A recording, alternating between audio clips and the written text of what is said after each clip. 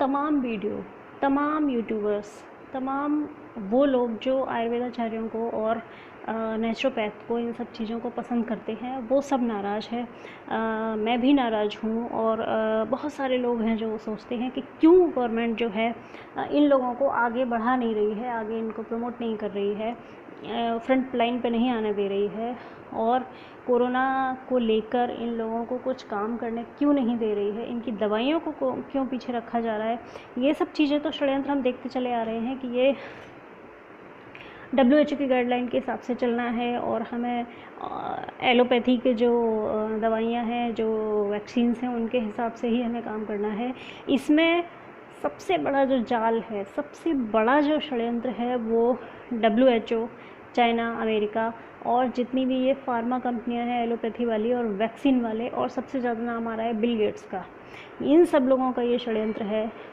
तो Bill Gates का नाम इसलिए आ रहा है क्योंकि उन्होंने WHO में बहुत सारा इन्वेस्टमेंट कर रखा है और उसको वापस कैसे लिया जाए। और ये जितनी हम वैक्सीन्स देखते हैं, जितनी वैक्सीन्स लगती हैं, कहते हैं कि अभी जो 11 वैक्सीन्स जो बच्चों को लगती हैं, उनके पैदा होने से शुरू होती हैं जो, वो 11 वैक्सीन्स है जो बिल गेट्स की रिकमेंड की हुई हैं, क्योंकि बिल गेट्स ने जो अपना पैसा WHO में डाला है उसको वो वापस चाहिए।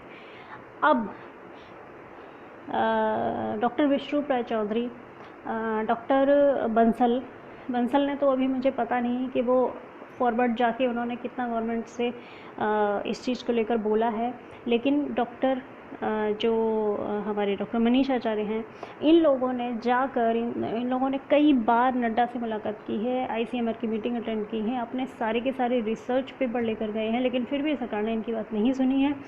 तो हमें ये देखना है कि हम ये कहते हैं कि सरकार बिक गई है, सरकार WHO के प्रेशर से चल रही है, सरकार ऐसे चल रही है, वैसे चल रही है। ठीक है, चलने दो, कोई फ़र्क नहीं पड़ता, क्योंकि हम सब लोग जो इन लोगों को जानते हैं, जो इनको मानते हैं, जो इनको फॉलो करते हैं, जो इनकी बातों को हम समझते हैं, वो लोग इनको फॉलो कर रहे हैं।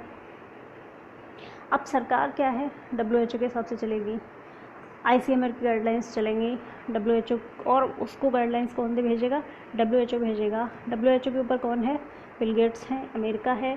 वहाँ जो बैठे हुए लोग हैं जो सिर्फ अपना पैसे के लिए ये पूरा जाल बुनते हैं, और हम इस सोच में हैं कहीं ऐसा ना हो कि हम इस एलोपैथी के, इस वैक्सीन के इस भंवर जाल में फंस जाएं, हम भी गिनी पिग ना बन जाएं।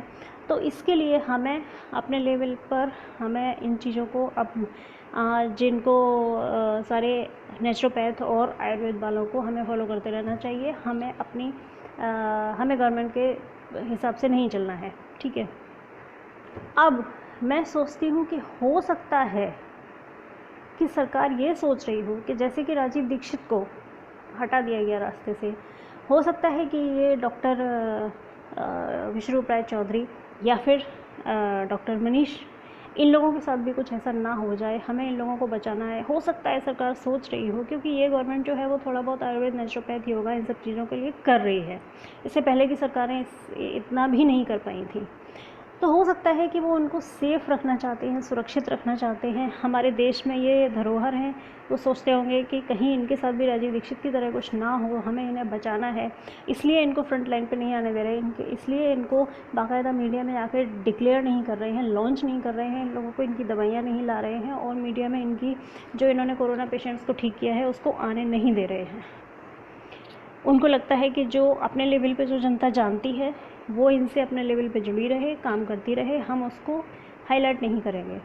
लेकिन मैं कहती हूँ बट, जैसे कि मैंने लिखा है बट अगर ऐसा है तो जो वियतनाम है, जो और बहुत सारी छोटी छोटी कंपनियाँ हैं, आइसलैंड है, न्यूजीलैंड है, वहाँ के लोगों ने अपनी जो वहाँ की लोकल आयुर्वेदाचार्य थे, नेचुरोपैथ थे, उन लोगों को प्रमोट किया, वहाँ की दवाई को डिक्लेयर किया कि हाँ ये है दवाई।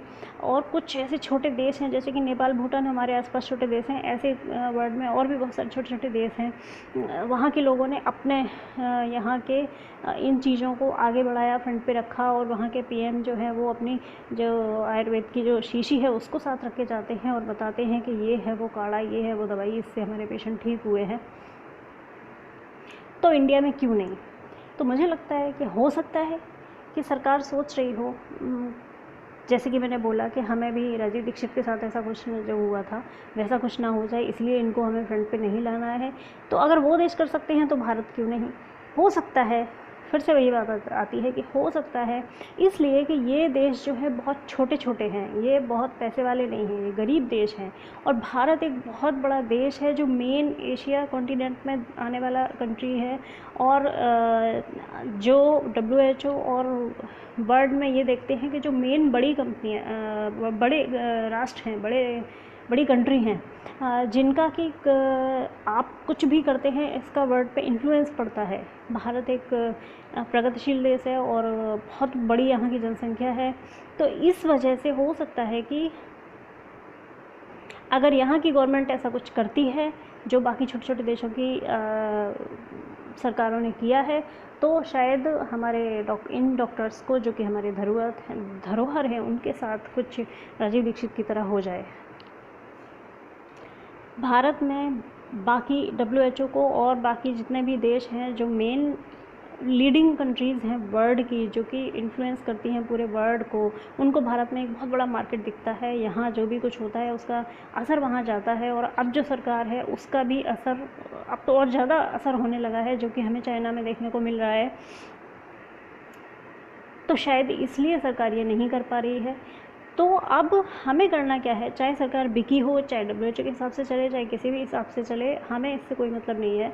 हमें अपने लेवल पे, जैसे कि हम सब जानते हैं जिन डॉक्टर्स को हम, जैसे कि डॉक्टर मनीष को और डॉक्टर VR चौधरी को हम जानते हैं, हमें इन लोगों को फॉलो करते रहना है। जो यूट्यूबर्स हैं, बहुत सारे ऐसे लोग हैं जो उन चैनल्स के ज़रिए उनको जान गए हैं, उनको उनसे कॉन्टेक्ट में रखना है, अपने हिसाब से चलना है। हमें सरकार के हिसाब से नहीं सोचना है वो क्या करती है, वो किसी बहुत बड़े प्रेशर में कर रही है, क्योंकि जो षड्यंत्र हैं वो भी बहुत हाई लेवल के होते हैं। हम सोच भी नहीं सकते कि किस लेवल पर जाके ये कॉन्स्पिरेसी होती है। लगता है सब कुछ नेचुरल है, लेकिन इसको बहुत अच्छे से प्लांट किया जाता है और प्लान किया जाता है। तो इसलिए सरकार चाहे किसी दबाव में है, या अपने देश के इन लोगों को बचाना चाह रही है, या वाकई बिकी हुई है, क्या है वो सब जाने दो। हमें अपने लेवल पे इन लोगों से जुड़े रहना है, इनके हिसाब से चलना है। आपको कोई बीमारी आती है या कोरोना की भी बीमारी अगर आपको आती है, तो हमें इन लोगों के हिसाब से चलना है, इनसे कांटेक्ट करना है। आप इन लोगों के चैनल्स पे जाके आप क्लिक करके इनके सारे वीडियो देख सकते हैं। और उनका कांटेक्ट नंबर डॉक्टर मनीष का भी और डॉक्टर चौधरी का भी जो है वो मैं अपने चैनल पे आपको दे दूँगी, तो आप वहाँ जाकर कांटेक्ट कर सकते हैं।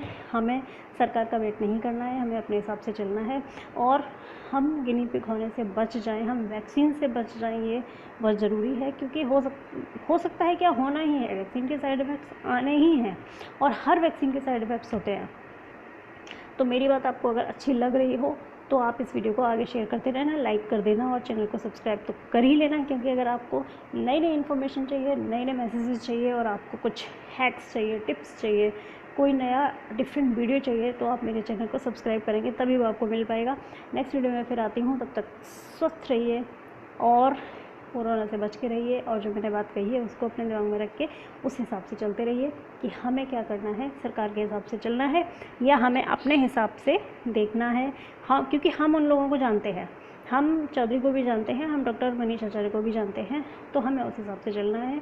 तो सरकार जो कर रही है उसको करने दो, चाहे वो किसी भी प्रेशर में कर रही हो, हम अपने हिसाब से चलेंगे। मेरी बात को आगे बढ़ा देना, वीडियो को लाइक कर देना। चलती हूँ, नेक्स्ट वीडियो में फिर से जल्दी